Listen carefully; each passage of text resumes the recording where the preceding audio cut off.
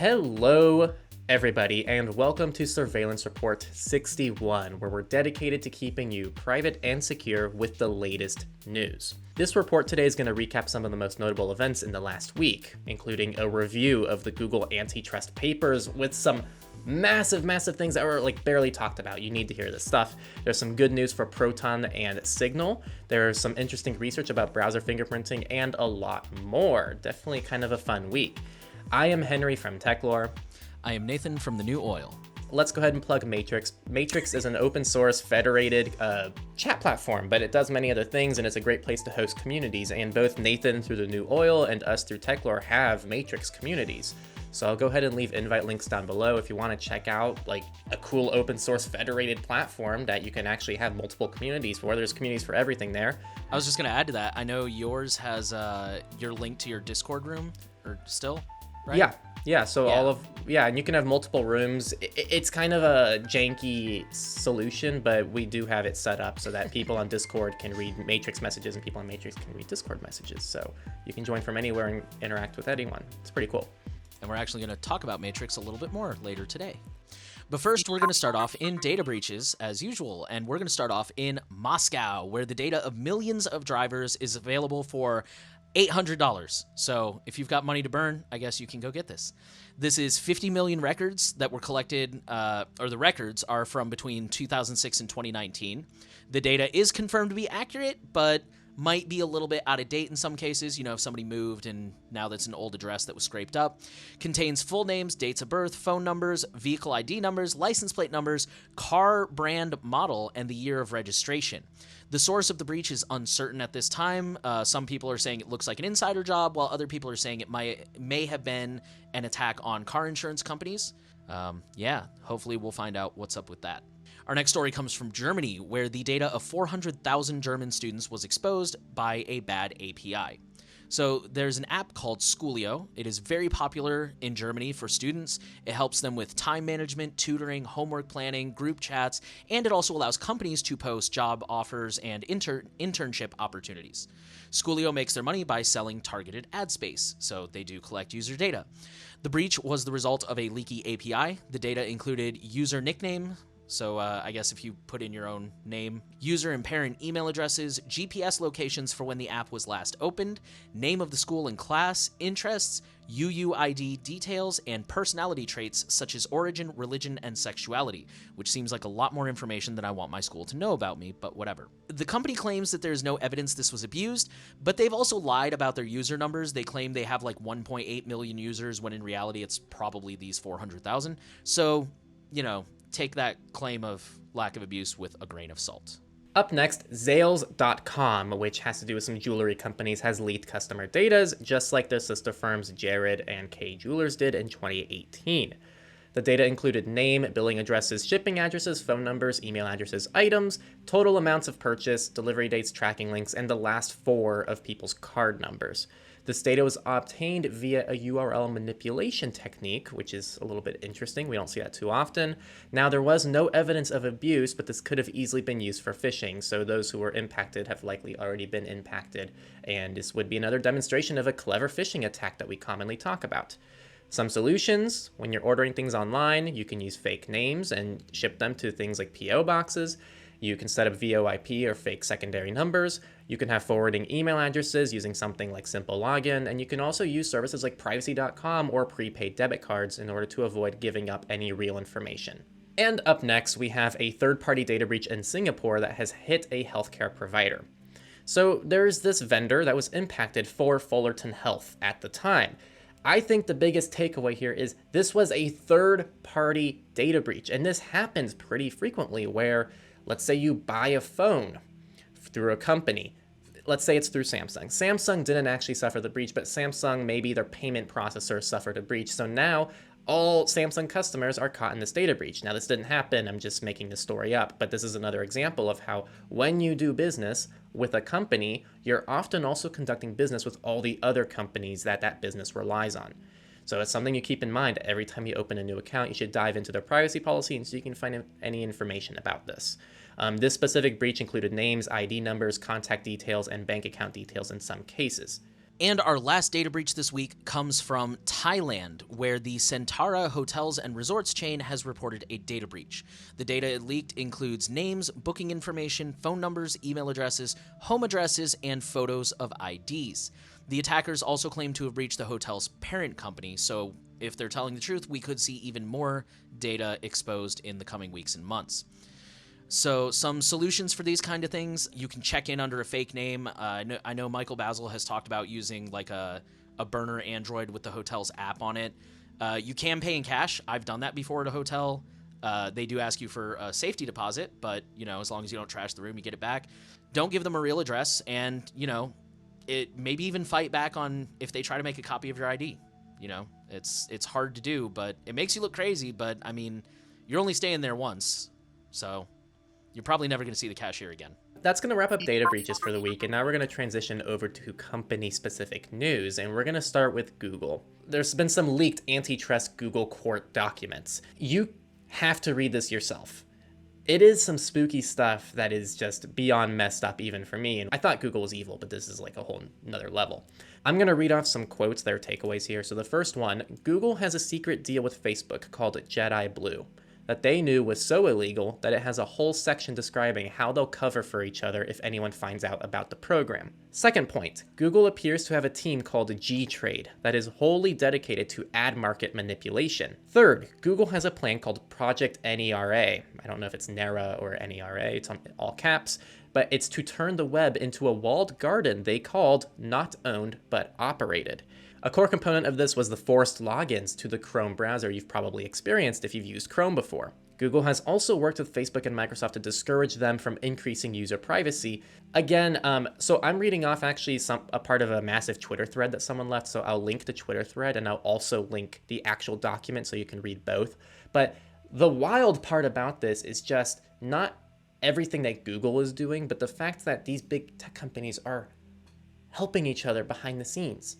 I know that this is kind of obvious, but actually seeing formal documents outlining how deep this could go is pretty spooky to think about, and it really just shows how much these companies want to work together in order to erode the privacy of the people on these platforms.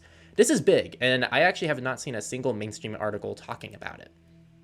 I don't know if you have, Nate, but this was just a tweet that I happened to come across, and it was pretty spooky to see. I mean, I know I've definitely seen the term Jedi Blue somewhere in the past couple weeks. I think I've seen maybe Slashdot has run a couple headlines about this, but yeah, I mean, I definitely have not seen anywhere near like the Proton IP logging thing we covered a few weeks ago. Like, I haven't seen anywhere near that level of discussion for sure. Yeah, what the hell, man? Like, not to discount like the concern behind the Proton stuff, which we did talk about. Every time we talk about Proton, people are like, "Are you guys just gonna ignore the IP thing?" And it's like, look back a few weeks, we covered it in the whole surveillance report. It's literally the title and thumbnail of the surveillance report. But like, I can't believe that people made such a big deal out of that, which, in our opinion, was like very blown out of proportion if you actually looked into what happened. And then this Google thing happens and no one's talking about it. Also, off the record, is that why you texted me the other day and you were like, watch surveillance report? Do you even remember? Oh no, I was getting B-roll for our Signal video. So I was texting all the chats that I could show in the B-roll.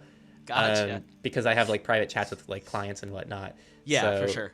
Yeah, if you're watching this, we have a video about Signal coming out on Friday that you should definitely go watch. It's completely done by myself, recorded by myself, edited by myself, planned by myself, script by myself, which I'm doing more frequently, and it's actually really fun. So you guys should check that out. I was just really confused because I was like, I edited the last one. Why would I go watch it? I watched it like 12 times. Nathan goes and rewatches, looking for all the little details. He's looking for the Easter egg. What did I screw up? Yeah, exactly. Did you add something? Anyways, so we do have one more quick Google story before we move on from that. They're gonna make up for everything I just did. Just listen to this.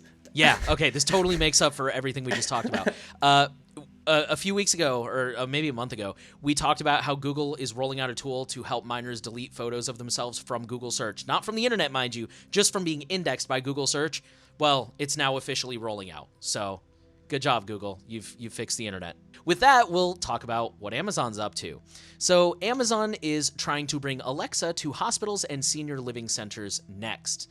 This comes after they have already targeted hotels and apartment complexes. We've talked about that in the past. And for senior centers, they are hoping to allow residents the ability to do things like call loved ones, submit maintenance requests, talk to each other, which, I mean, actually, I'll accept that one because, some seniors do have mobility issues. So it will allow the staff to make mass announcements, check in with residents, although I would hope they're doing that in person at least somewhat often. For hospitals, Amazon has already worked with Cedars-Sinai and rolled out Alexas in their patient rooms. And they will allow patients to change TV channels, play music, or communicate with the staff. Which, again, I get, but yeah. I don't like Amazon being involved. Whether you think this is a cool solution or not, like I said, I understand where they're going with it. Some people have mobility issues. I think we can all agree that Amazon's involvement in this is going to be absolutely nightmarish, and all privacy is just going to be an afterthought if it's a thought at all. They never delete your data, man. They never delete any of it. And on the topic of Facebook, so really quick, I'm sure a lot of you guys have heard the news. Facebook's parent company has rebranded as Meta. Facebook has not changed their name. The Facebook app is still going to be Facebook on people's phones. It's still going to be facebook.com, and they're probably never going to change that because then all the old people that use Facebook would never be able to find it. So what does this rebrand mean for viewers? Really nothing. It's still going to be the same garbage company doing terrible things to undermine the entire human race, but just know that when you hear somebody talking about Meta, that's what they mean. It's Facebook with a new mask. So, on to the actual story. Meta is developing a smartwatch. It has a front-facing camera. The article lists a few other features, but I mean, that's probably the most interesting. It's got a front-facing camera, and again, we can safely assume that it will be a privacy nightmare and hopefully will not gain any traction so that they don't keep making more of them.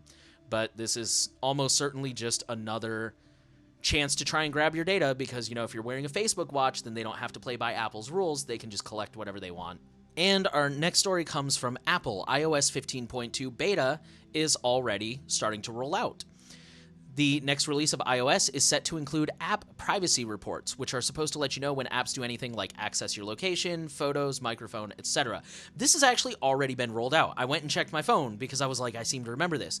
But to their defense, the current iteration of this thing is really hard to read. I went ahead and saved my report and looked at it.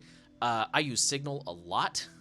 But it was very hard to read. It looked a lot like an error log. I think the average person wouldn't be able to make any sense of it whatsoever. I mean, I barely understood it. So my guess is that this new update is going to make the report easier to read for the average person.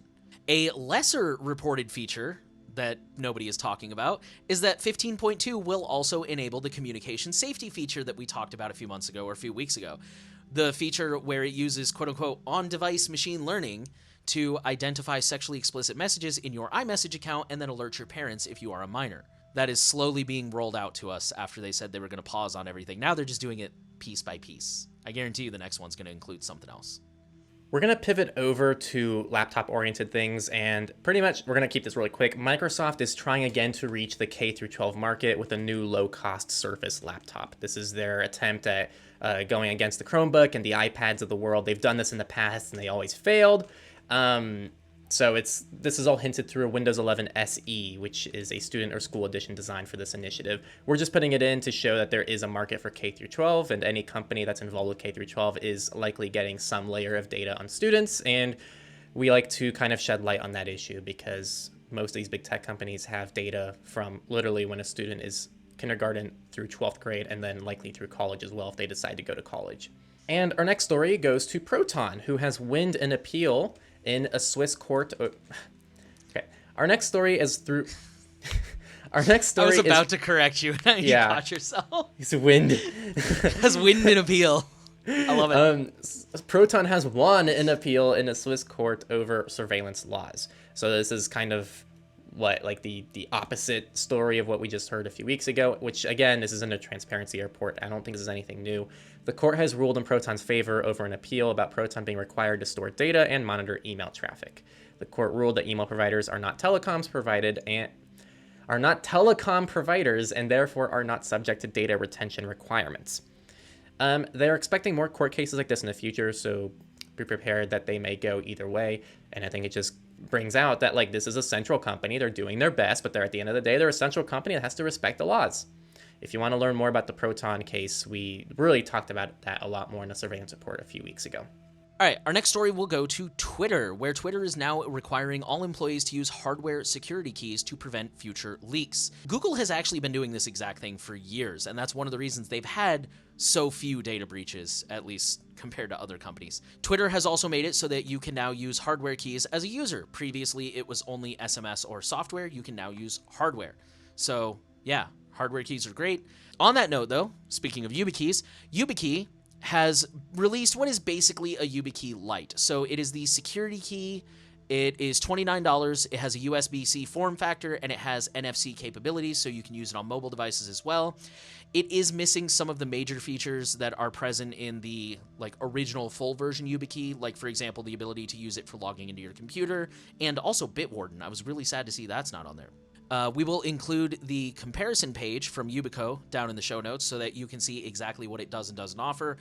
Personally, I love hardware keys. I totally recommend them, but I also say you should get 2 of them in case one breaks. So seeing as the full version key runs minimum $50, that could be a lot of money for somebody. Whereas this $29 version, if that does everything you need it to, then, hey, that could be a good compromise. Oh yeah, that's a good idea. Get the cheap one for just a backup. Or that. Yeah, so you get your main one, that's the main one, and then you can just get a quick $29 one as a backup. Cool. All right, and then our last company story. A location data firm was getting GPS data from apps even when people opted out. So this is a company called Huck, I believe, Huq, and they collect precise location data from apps, and then they sell access to that data. They have been collecting data from numerous Android phones even when the location services are disabled. It should be noted, this was in-app settings. So if you went in the app and said, no, don't share my data, it still collected data. But if you went to the device settings and turned off location services, that shut it off. So that is worth noting. But I think this also highlights one of the issues with closed source. We can't verify the apps are respecting our wishes. I was actually thinking about this a couple days before I saw this story is, how do I know when I tell Apple, don't give this app access to my microphone? How do I know they're actually doing it? I really don't.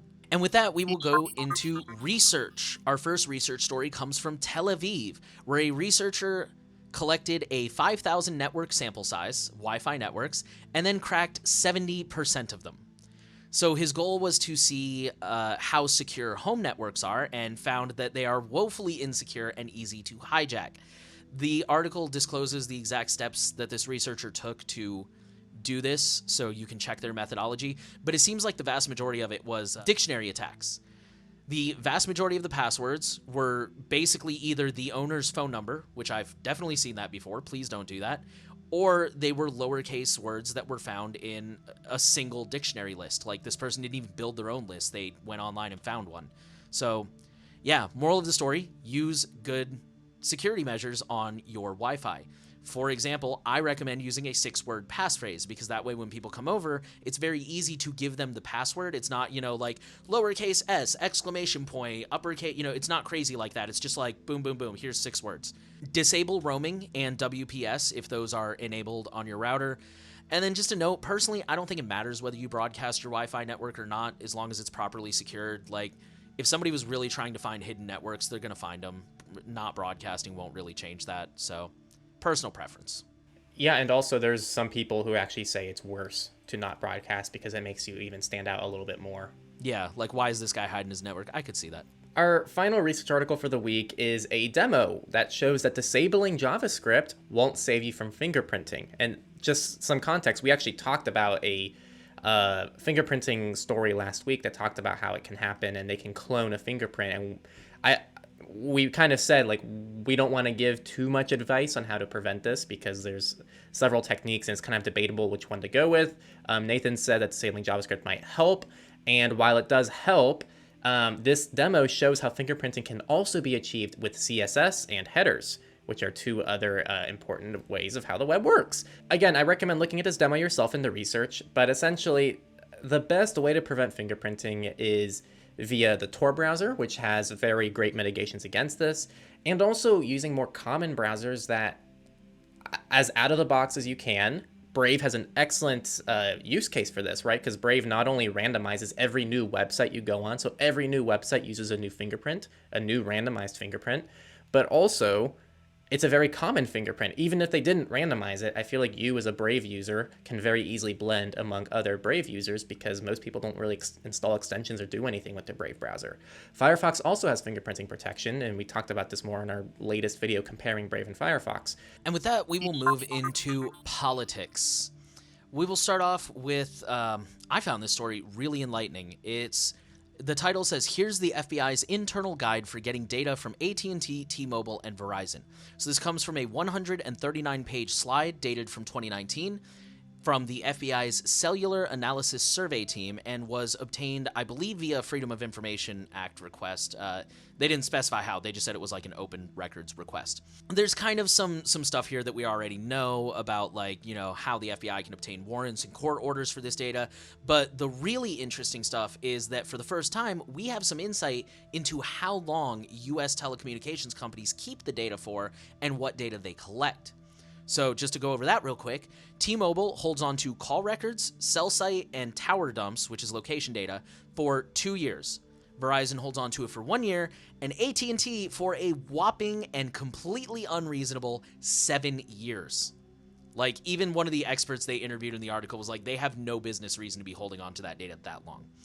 AT&T also retains, quote, cloud storage and web browsing data for 1 year, as well as data from your wearables, although they didn't specify how long they keep that data, so I don't know if that's the 1 year they just mentioned or what else. But moral of the story, your cell phone providers keep data for quite a long time, and they have no issues turning it over to the police with a warrant. And on almost the same exact note, in the same week that this came out, there was another paper published by the FTC that takes a look at what internet service providers know about you and examined the privacy practices of 6 major internet service providers. These are the key findings, and I'm going to quickly read these off, but you should actually look into this yourself because it's only more damning the more you read into it. So first, some ISPs in our study combine data across product lines. 3 of the ISPs in our study reveal that they combine information they receive from consumers across their core services and at least some of their other services. For example, TV and video streaming services, home automation and security products, and connected wearables. So essentially they are combining data across different services. Second, some ISPs in our study collect data unnecessary for the provision of internet services. This includes things like their ability to advertise, like app usage history. Third, a few ISPs in our study use web browsing data to target ads. 2 of the ISPs in the study stated they use web browsing information to target ads to customers, and another reserves the right to use such information for advertising purposes. Next, many ISPs in the study group consumers using sensitive characteristics to target ads. Many serve targeted ads across the internet on behalf of third parties. In doing so, they place consumers into segments that often reveal sensitive information about them, allowing advertisers to target consumers by their race, ethnicity, sexual orientation, economic status, political affiliation, or religious beliefs. This is kind of the big gotcha, the fact that normally when you buy these services, you don't give them your ethnicity, your sexual orientation, your economic status, you just buy the services. So all of this is obtained via behaviors of you over time. It's massively concerning. Next, they also study and combine personal app usage and web browsing data. And finally, a significant number of ISPs in the study share real-time location data with third parties, which is not something that's new, but is just a reminder. So these internet service providers literally are doing everything possible to collect everything they can about you, which again is something that we already know as privacy advocates, but this is a whole 74-page FTC staff report from the government that outlines their study into this, and it is beyond concerning. As for what to do, I really want to harp on the anti-VPN gang right now, because there's a big community that goes VPNs are useless. If you use a VPN on a lot of your devices, almost all of the web browsing concerns would be pretty much off the grid, right? As long as you're using a browser that doesn't also allow them to track anything there. If you're using a browser and a VPN, that already takes care of a lot of things because they can't analyze your web traffic anymore. But this won't prevent some of the other things. So again, VPNs are just one tool. So these are the kind of things that you really have to set up your browser from the ground up to be safe. You want to use a VPN or Tor, depending on the use case and situation. And you want to just avoid getting some of these devices. I feel like a lot of this data comes from the video streaming, TV services, home automation, things of that nature. Just get your ISP for internet service and do everything you can to not let them know what you're doing on that service.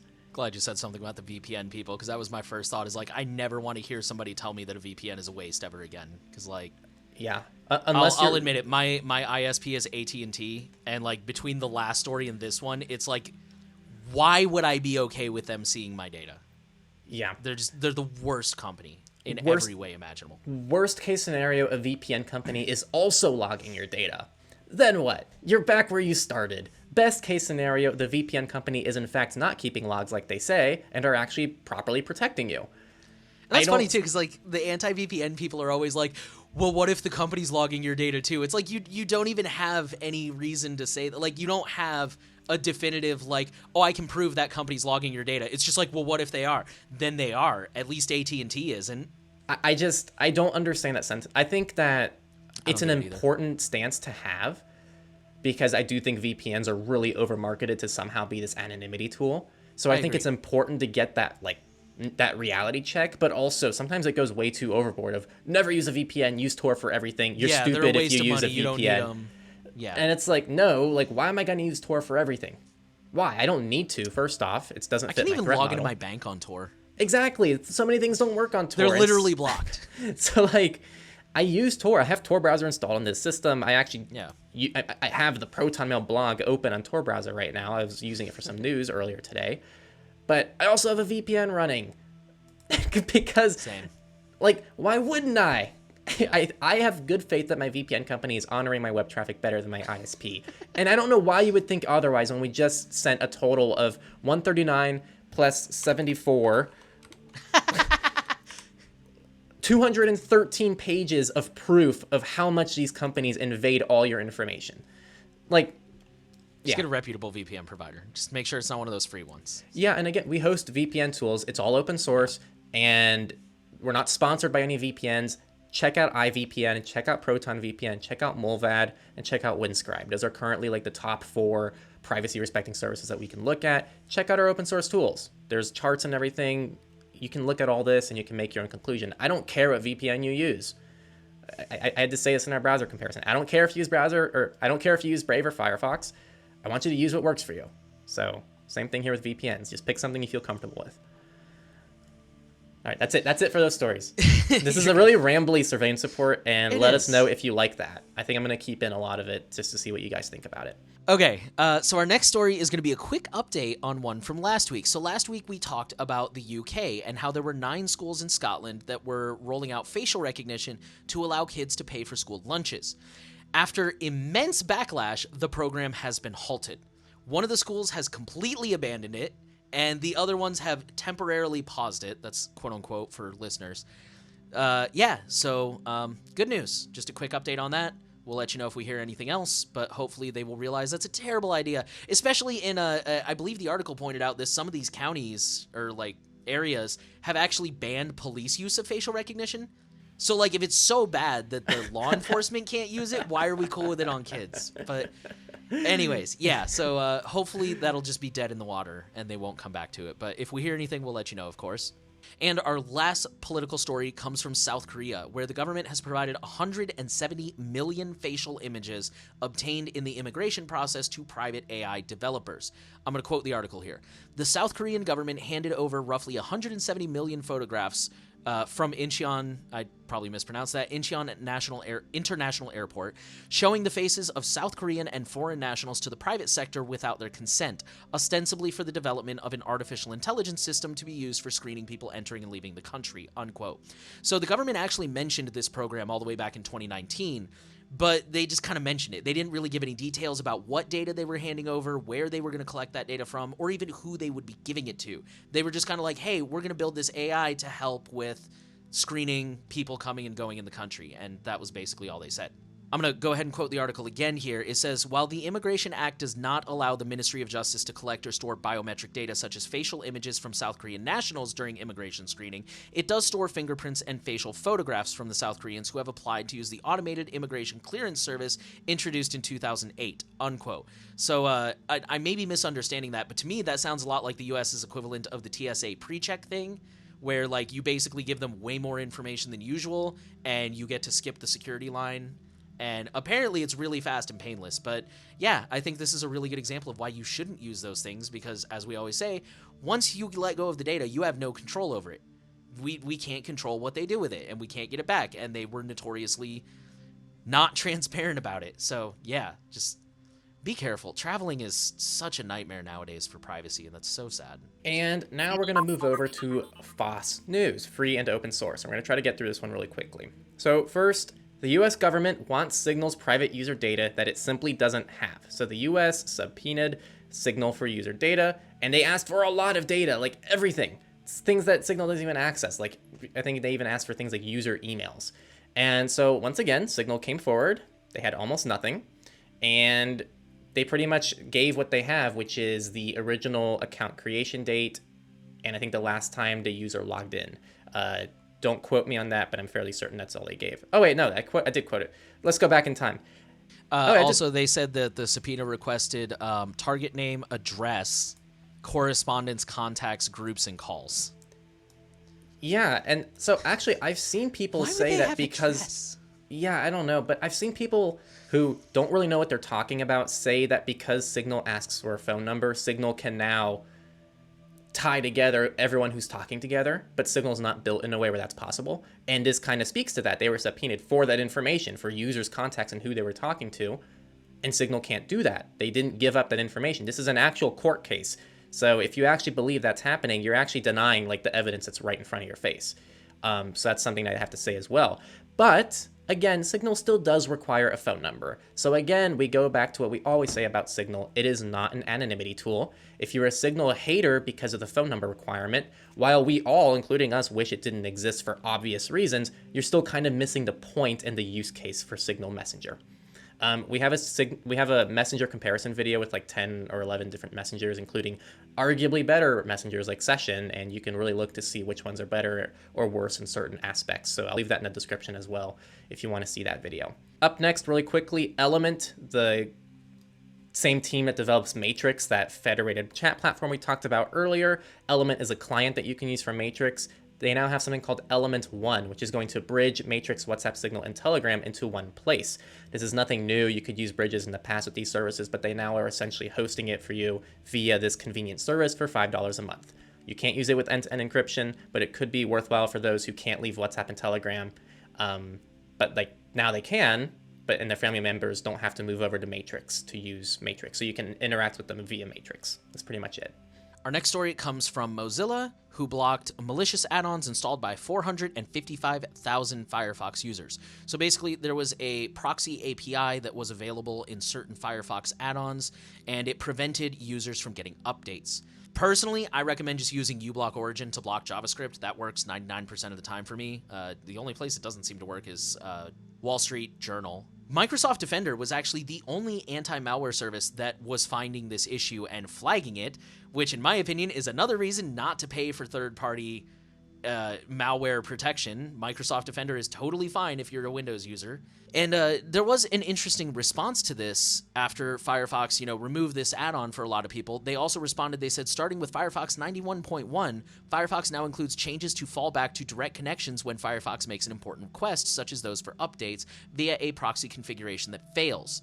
So, if I understood that correctly, that means that you should be using a VPN on the system level and not just relying on a browser proxy, because otherwise that connection will go directly through your regular internet or data and you won't get the protection of a VPN. And then, of course, always remember to be cautious with your add-ons. Be careful what you add. All add-ons have a lot of privileges that you may or may not necessarily want to give to that developer. All right, up next, your browser can tell websites how to treat your data, but companies didn't have to listen. Until now. So there's something called global privacy control. We've talked about this in the past. Brave already has it, and the DuckDuckGo add-on, which is pretty new, has it, and Firefox is about to add it. And of course, Chrome has no plans. They're like the guy in the corner who's like, Chrome just says LOL. Yeah, just LOL. We don't need that. So global privacy control will tell websites your preferences regarding cookies and data sharing so that you don't have to manually do it every time. And oh my gosh, for convenience sake, thank you. And I think Nathan threw in a note here. Should we change our VPN servers to California so they respect it? Our last story is a really quick one about the Hive ransomware, which is now encrypting Linux and free BSD systems. This is just our really quick periodic reminder that nothing is bulletproof, not even BSD. For those of you who don't know what BSD is, it's I guess I would say it's like Linux on crack. It's not Linux related at all. It's a completely different operating system, just how Mac and Windows are completely different operating systems. But yeah, a lot of people like BSD because it's more hardcore than Linux and it's more secure, but it is also not bulletproof. So I'm not trash talking BSD. I'm just reminding you, nothing is perfect. And with that, let's move into Misfits. We're going to start off with Iran, where a cyber attack closed gas stations across the country. The attack brought down government-issued electronic cards that many residents are relying on right now to be able to pay for basic things like gas and food, because right now the country is kind of economically struggling under a lot of U.S. sanctions. Or I believe it was U.S. Maybe it's just lots of sanctions. But either way, they're not in a good spot right now economically. So the government's been kind of handing out these cards to everybody, and a group shut down something with the cards. They didn't really specify if it was like the payment system or the backbone, whatever. The cards didn't work, so nobody could buy gas. And no group has taken credit for it as of yet. So the lesson here, just remember, cash is king if you have that opportunity. Yeah, it's always good to have some cash on reserve if that is an option for you. Our next story is a supply chain attack. A popular NPM library was hijacked to install password stealers and miners. The UA Parser JS library infected Linux and Windows with crypto miners and password stealing Trojans. And this is a library that is used in thousands of projects like Facebook, Microsoft, Instagram, Amazon, Google, Slack, Discord, Mozilla, Reddit, and many more that I didn't list. What this library does specifically that so many people use it is it parses the user's browser. It parses the browser's user agent to find information like your operating system, your device info, and more. This has since been fixed, but this is just a reminder to be wary of supply chain attacks. They are incredibly hard to defend against, and they can be serious. Our next story comes from a new ransomware gang who is selling access to victims. So normally ransomware, they sell the data, but in this one, it seems like they're compromising a company, then just selling the access to the highest bidder who will actually go in and do the damage. It's unclear why they're doing this or what they hope to achieve. All right, and our last story, we're just going to end on a fun note. This story has absolutely no relevance to our listeners. There's no lesson to take away. The name of this malware is just absolutely hilarious, and I absolutely had to share it with you guys. This malware is called Squirrel Waffle. It's so fun to say. It's so funny. And, it does drop Cobalt Strike. It's in the articles. You can read it if you want to, but like I said, it's not something that really needs to be on your radar. It's just funny, and I wanted to share. And hopefully that makes you guys smile and puts you in a good mood for the coming week. All right. I'll start the summary. So, thank you for watching, everybody. This week had some juicy stuff, honestly. It was a really juicy week. And the antitrust stuff was probably the biggest story, in my opinion. But there was some other massive news, too. Meta alone is such a big shift in the whole technology world. And that was just a minor story this week, I think. So just some perspective there. I think it was a pretty big week. So tune in next week where we get updates to these massive stories, which are hopefully going to be positive directions. Again, promo spot, Matrix. We talked about Element when Element 1 and how you can pretty much use Matrix to discuss things with people who are using WhatsApp, Signal, Telegram. If you want to still have your family members who are too stubborn to move to something else, if they want to stay on those platforms, then at least you can still engage with them using something like Matrix. We have our own Matrix communities. I'll leave links to both of them below. Nathan has his own New Oil community that I'm inside, and then we have a Techlore community that Nathan's inside. So that's something that you can be a part of.